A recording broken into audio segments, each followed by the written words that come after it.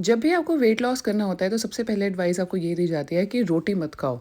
That is true क्योंकि रोटी is all carbs, protein उसमें है नहीं। अगर आप रोटी रेगुलर बेसिस पे खाएंगे तो आप प्रोटीन गोल्स कैसे पूरे करेंगे? So I am today sharing high protein roti recipe which is absolutely easy to make. This is softer than your regular roti and taste amazing. This is tofu roti and believe me, अगर आपको tofu नहीं पसंद, आपको पता ही नहीं चलेगा कि आपकी रोटी के अंदर टोफू ब्लेंडेड है, मेरे हस्बैंड की तरह। So more details you can find the caption.